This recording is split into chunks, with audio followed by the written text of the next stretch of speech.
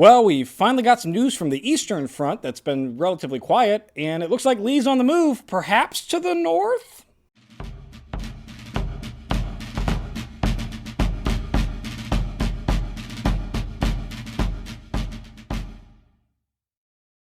Hello and welcome to Civil War in Hindsight. I'm Lieutenant Tommy. With me, as always, is Prospector Johnny. And Johnny, it is a really quiet week this week for the most part. We've had lots of blood, lots of gore over the last month, but it's starting to you said last week was quiet, and then you're like, oh yeah, but like we had 2,000 casualties here and 1,500 here, and 800 people died or whatever. So I did gloss over those, didn't I? I hope it's quieter than that. Oh yeah, it's definitely quieter than that. On the other side. It's definitely quieter than that. We're quiet this week. Okay. It's going to open up with a little bit of an update on the Eastern Front on the 29th, and that update is Hooker is still just staring at Lee across the Rappahannock. They're on the opposite sides of the Rappahannock at Fredericksburg, still just looking at each other. So that's the update I got there so far this week. There's more news later, but that's the update for the beginning of the week. Well, that seemed like a waste of your time. Upset over the arrest and banishment of Vallandigham, General Burnside is going to offer his resignation to Lincoln, who once again is going to say, not going to let you do that. So it's another example of Lincoln not letting people who don't want a job to quit the job that they don't want. It's my favorite thing he does. It really is. It is so funny. Yeah, I don't want this anymore. Tough shit. No, I'm going to just not do it. No, you're going to keep doing it. Yeah, I don't think you understand. I'm the president and kind of a dictator, so you're going to do what I tell you to do, or you're going to go to jail. Yeah. What do you want? What do you want? What do you want? Yeah. Same. Pick your battle. Also, upset over this news is Indiana Governor Morton, who protested banishment of Vallandigham, saying that, hey, Lincoln, remember that whole freedom of speech thing that's in our Constitution? No, he does not. To which that's exactly my response to Morton is, have you met Lincoln? He really doesn't care about the whole freedom of speech thing. That's not. Somebody send some newspapers over to Indiana, and like he could check out all the. I guess it wouldn't matter because those writing bad stuff were arrested and jailed for writing bad stuff about the president. Yep. Now the better point that Morton does make up is, hey. It's giving a lot of ammunition to the South for propaganda's sake, and on top of that, you gave kind of Vallandigham what he wanted. He wanted to be a part of the South. Now you let him be a part of the South. Like, it would have been a more suitable punishment to, again, send him to Canada or, put him in jail. Or just let him have his stupid opinions. What are those things that float out in the ocean? Buoys? Put him on one of those. Yeah, put him on a buoy. Yeah, in the middle of the ocean. Stick him on a buoy. Yeah, he could just be in maritime law or whatever. Kick him over to England, whatever. It doesn't matter. If he gets there. Start paddling. Exactly. Put him on a raft, push him in the general direction of England, and good luck. He'll get there. On the 30th, Johnny, Lee is going to organize his army into 3 corps underneath Longstreet, Ewell, and A.P. Hill, which is kind of cute that you have 3 corps because that's like a section of one of our armies. But, whatever. Hey, you got to make up numbers where you can, and by saying you have 3 corps might make it sound like you have a bigger army than what you actually do, but sure, fine, whatever. Yeah, it's like when they break in all those little things, and they're like, they're going to think that there's billions of us, and there's not. And so there's intimidation, Tommy. You get and, of course, he does have to reorganize his army after his right-hand man lost his left hand and then his life by getting shot by his own people, which is still probably the funniest thing that's happened in this war so far. I don't know. The celebration fire killing a couple people in a donkey is pretty funny too. Yeah. That's gonna be hard to beat. That's up there. On the 31st, Johnny, Traitor President Davis is realizing that Johnston isn't gonna make a quick attack on Grant, and that perhaps his hope of preserving the Mississippi are dashed. So it only took him all of last week through to him. Hey, would you pretty please go rescue Pemberton? And Johnson going, not going to do that. And then going, would you pretty please? And Johnson going, no, still not going to do that. And then, would you pretty please? Nope, we're not going to do that. Yeah. And he doesn't do it. Yeah, so we're there.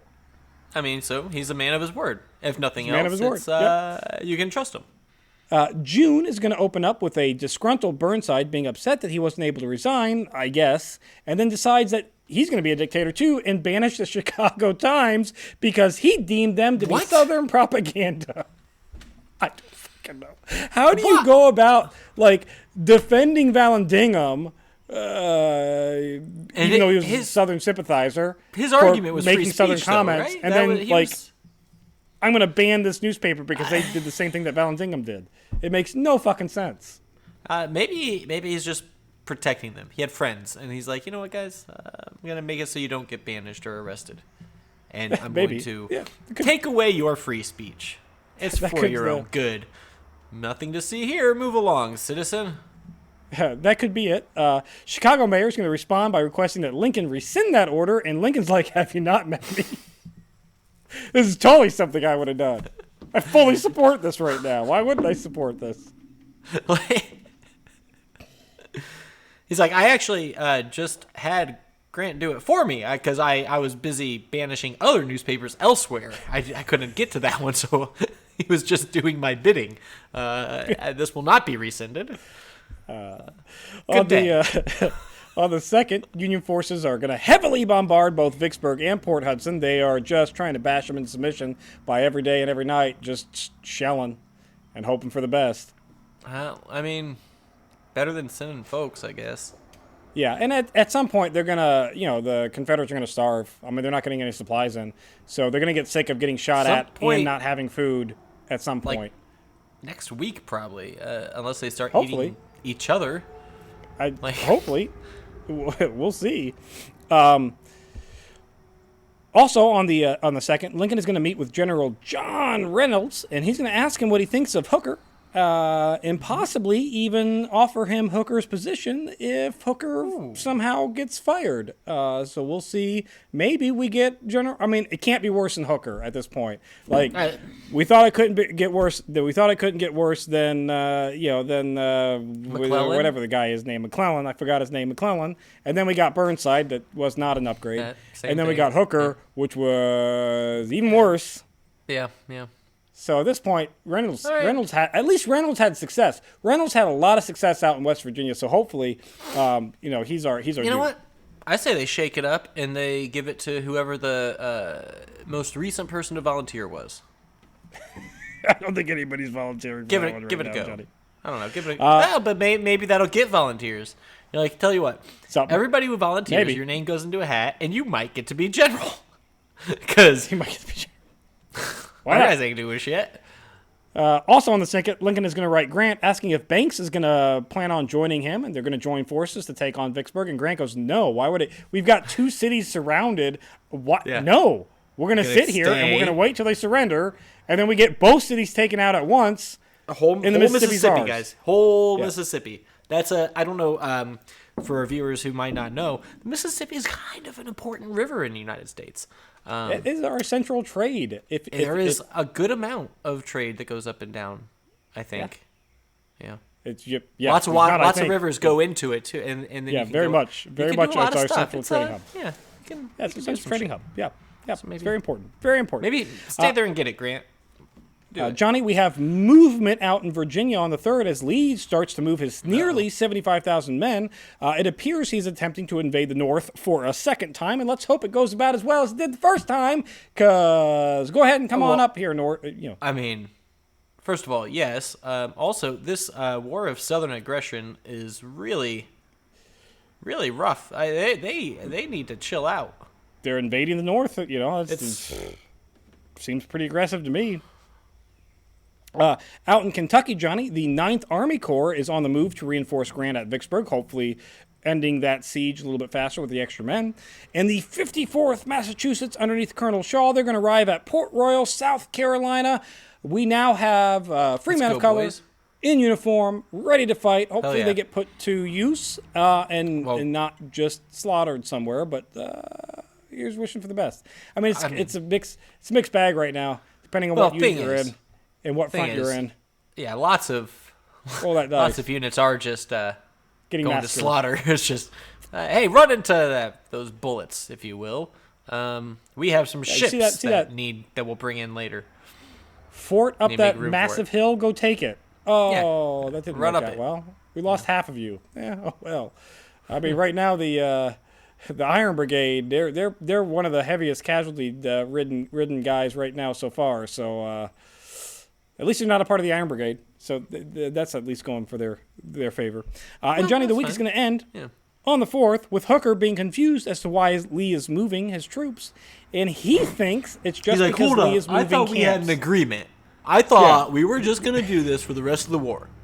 Are you telling me I have to do something now? He didn't say, no, they must just be moving camps. They're just moving, they got bored with that camp. They're now moving to their summer camp. Did he have some people build him an actual cabin where they're? Oh, I guarantee it. Like he's got like a nice thing. And, he's in a house. He's like, I don't want to leave.